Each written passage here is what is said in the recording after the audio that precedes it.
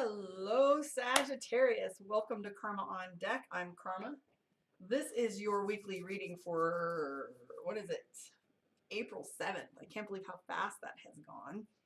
That I feel like we're already coming up on June, summer, I mean. That went fast, right? I'm still springing it up over here with all my plants. Let's look at Sagittarius and see what kind of energy you guys have coming up.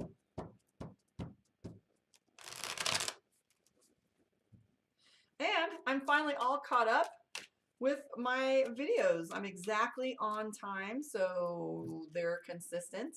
And you should be able to find all of your readings now for last week and moving on to the new ones if you've seen yours already. So they're about a week staggered, so they're perfectly in alignment, which I love. I got organized finally. All right, let's take a look and see what your Sagittarius reading is. Magician, it's go time. 10 of Wands, 8 of Coins, the Moon card, and the Lover's card. So the Magician, it's go time. So you've got a lot of energy about stepping out and taking leadership and making sure so the Magician is on stage. The Magician is, the magic is about to happen. The Magician is 100% mastery, about to step out and do the thing. This is you stepping from a place of power, and it's also being seen. So if you're in front of someone or going for an interview or going on TV or doing anything like that. So the Magician could be even one of those indicators too for events like that. But the Magician means go time. If you notice, the stage is set, the curtains are open, and he's got his neck up and he's posed and he's looking at what his next steps are and he's about to start. I see the 10 of Wands. Curtains up, guys. I should just start saying that. So the 10 of Wands, which is anxiety, a little bit of overwhelm. We've got the 8 of Coins, which is busy as shit. You got a lot going on. We have the Moon card too, which is fear. So you're worried about how things are moving forward and mapping what the next steps are. This is like a necessary journey. You know it's necessary for you to plan your retirement or go back to school or move away. Like there's different things that you have that you know you're supposed to do that you're afraid to step into, or that you're just worried of how it's going to come out. And so ultimately we can all just only walk in faith. When we walk in faith, it's scary because there's no guarantees. And what's true is there's no guarantees with anything anyways, right? So interestingly enough, we have the Lover's card. So the Lover card has to do with conflict. This is the conflict sitting in the middle between two things, coming and going. This is always a power struggle over something, always a power struggle. It feels as if there's two individuals with different viewpoints. It's the great tango of beliefs and ideas. It's something that tells us that we have, you know, two people that have different ideas of how they want things to be. We have the 9 of Cups, which is celebration. 3 of Cups, again, the Fool card. Ooh, I like it, like it. Okay, so the Ace of Swords and the Fool card is new beginnings. So we have some new beginnings for you. And then we have the Fool card, which is crossroads. So how those are interrelated is the Fool card is decision-making and crossroads, and the Ace is the same thing. So these are two of confirmations that if you have decisions to make, that they're likely going to be pretty major. The Fool being the opportunity, the Ace of Swords being the decision. We also have the World card, the 4 of Wands, the Hermit, Queen of Wands, King of Cups. You guys have a beautiful example of when I say the majors and the minors are the same. You have the Magician, okay, who is almost identical to the Ace of Wands in a lot of ways. The Ace of Wands means that he has everything necessary in the laboratory to get work done, and yet the Magician over here is literally going on stage and ready to take action. If you look over here, where did those other ones go? The Hermit and the 3 of Cups. Well, the 3 of Cups usually means nirvana, but what is nirvana but attaining meditation, a meditative state? This 3 of Cups usually means chemistry, celebration, spending time alone in isolation, and then this is the Hermit card.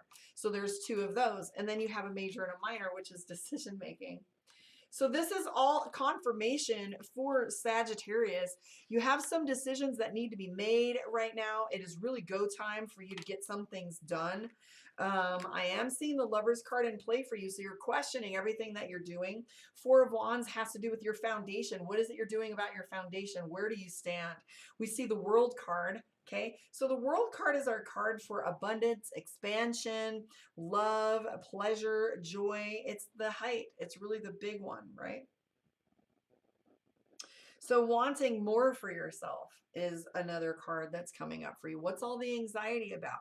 Do you have more that you want than what you're allowed to do? Do you have, you know, more structure? You have a lot of major cards in your deck right now. You have the Magician, the Hermit, the World, the Fool, the Moon, the Lovers. So that tells us that a lot of the things that are going on with you seem to be bubbling up with more energy than what you typically are used to experiencing. I see the Queen of Wands, which is maybe protecting your family. Queen of Wands, nurturing work, the kind of work that has to do with protecting a group of people or being of awareness when it comes to protecting things. So the Queen of Wands, work, structure. So the Hermit card, okay, so let's talk about the Hermit a little bit because it keeps popping into my awareness. Maybe you're not making it known, some of the decisions that you're making. Maybe you're not telling people what's really going on inside your head. You're not letting other people know what your plans are, keeping things close to the chest. Or probably, like, it's not a bad thing to do that, to keep things close to the chest, but you definitely want to, like, make some moves in silence so you can really hear yourself thinking. Like, not having anyone else's input is really the focus there.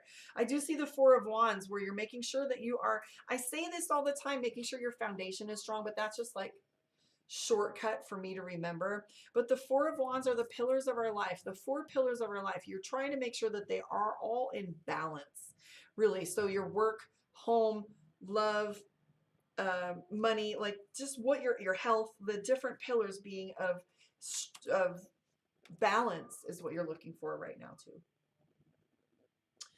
So what's going on with the Lovers card? What's going on with the King of Cups? Because I'm seeing the Lovers card and the King of Cups. So emotions are, so King of Cups is EQ. So are you feeling emotions more so than you usually are, and you're not quite sure how to articulate them or feeling like you need to?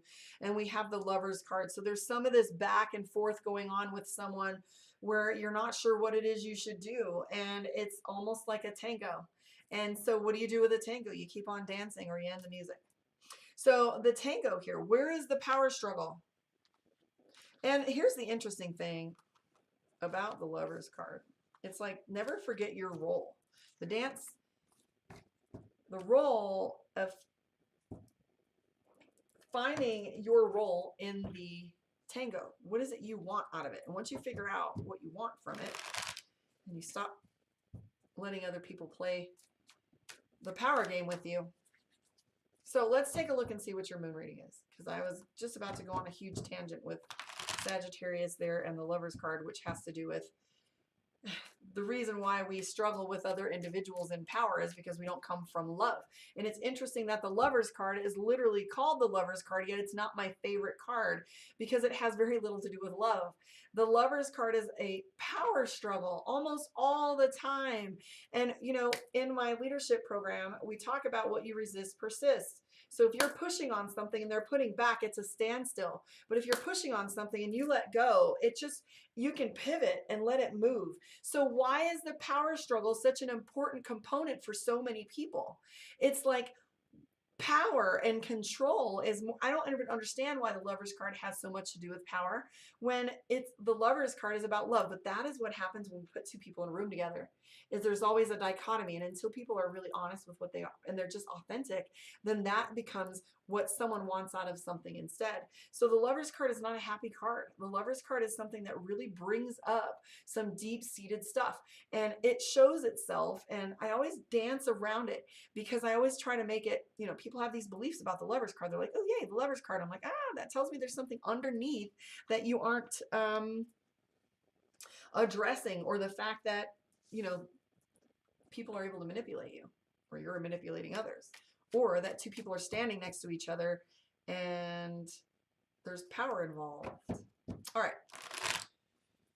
Book your one-on-one, karmaondeck.com, and subscribe to my YouTube. I'd love your company there. Let's look at your Sagittarius moon. Nine of Swords. What is it you worry about? So you have the Nine of Swords, which tells me insomnia, lack of sleep, obsessing about something. Star is the hope card. 10 of Cups, which is... So the 10 of Cups, I've been talking about this a lot lately. It's perfection. Nothing is perfect though, okay? This is perfection. It's a fantasy. So this card comes up as something is perfect, but there's no such thing as perfect. We can strive for excellence, but we can't strive for perfection. So we have this card, and it always makes me flinch a little bit because I've never met anybody perfect. And so when we have this card, it's like striving for perfection. We have the Nine of Swords. I worry about, hoping for, getting things right. Six of Pentacles, which is charity. I want to give back. I want to do more, right? And then I see Chariot, which is intensity. So you're very intense right now, Sagittarius, about wanting to do things right. Now, don't ever forget right and wrong. I mean, you want to do things right according to you. That's all good. But just remember, there's that damn Lovers card again. So the Lovers card is here next to the Ten of Cups. So how is it that you're playing this game? Are you trying to do it for yourself, or are you doing it for image? I also see the Eight of Pentacles, which is repetition and redundancy, getting stuck in the same loop over and over again. The Strength card, having to make friends with your past, having to rely on your old traumas and make a new reframe on what that old past looked like. My best friend, my life coaching partner, she talks about with trauma bonding. It's been our wonderful little thing lately. Trauma bonding. Like, I'm loyal to you because we've been through some shit, right? So the Strength card, what is it you're loyal to? And have you made friends with your trauma? Have you made friends and made them your bitch? Have you gone back and looked at your trauma long enough to really dissect it and see what drives you? I have the Queen of Cups and the Emperor. The Emperor means leadership. The Emperor is all about you getting your act together and really starting to take some, take some names here and be very forward. I see that you are very much looking at things in a very strong judgmental standpoint, where we have a trash can right now in the middle of my video. Okay, so I have Three of Wands, which is you're watching things. You're watching to see how things are playing out. You have the Judgment card. You have the Emperor, which means you know that it's time for you to start taking leadership and being very direct with some of the things that you need to do. Ten of Pentacles, man. You're all about your legacy and your money. But you're not going to get there doing the same thing over and over again. I do see this here, that you have this situation, Six of Pentacles, where you're coming from a place of charity. That's making things a little bit intense for you. Look, Chariot is intensity, Six of Pentacles, charity. So there's some situation, maybe you have somebody living with you. Maybe you have somebody that needs your support and your help. You're like, it's going to be great. It's going to be all good. And here's this Ten of Cups. Maybe it's not going to be all good. Maybe it's got more to it than you think. And there's a power struggle, like bringing your mom home from the hospital to stay with you for a little while turns into forever, and now it's her house and you do as she says. So there's this Ten of Cups next to the Six of Pentacles. Be careful of charity. It might not be as easy as you think. And it might be like really legitimately like cutting a vein for someone. So the Strength card again. So I have to think of a different analogy for this that's more appropriate than just the lion and the paw. So there are lots of situations that come up for us in our past where we, conquer, change, and grow. And that's what the Strength card is referring to. The Strength card literally means wisdom. So its advice in the cards for you is take leadership, use good judgment, okay, wisdom,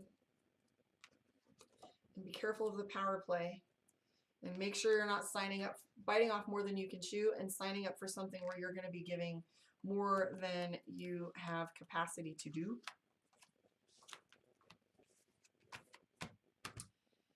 I'm going to pull one more card for you. Image, Queen of Wands. So the Queen of Wands is my card for image. And it's very funny to me that the very second that I pulled the Ten of Cups, it was surrounded by really beautiful cards. But the Queen of Wands and the Ten of Cups are image. So again, image isn't a bad thing. I like to be bougie. I like to look cute, but I've earned it. I was told I wasn't allowed to wear makeup for a very long time by people I was married to, or that they didn't like it. Because why was I putting myself out there if I was married? Well, who cares? I like to look good, right? So image, like having a relationship with my image and being something I'm not, plays a huge role for me, because it took me a long time to really earn how I want to be and just say it. Like, it cost me. So the Ten of Cups and the Queen of Wands, there is a high standard that you're setting for yourself, Sagittarius. What I would request from you, Sagittarius, is ask yourself if these attributes, these things that you're attaining to do, serve you, and whether they are authentic and serve you in the long run, because image isn't going to feed you your soul. All right, let's take a look and see. Wow, Sag, let me know if that hit for you. I felt like I was kind of all over the place. I try to stay at least conscious a little bit while I'm on video, because I can forget exactly what I'm saying and where I'm going with the story and end up down a rabbit hole. So I try to stay focused a little bit.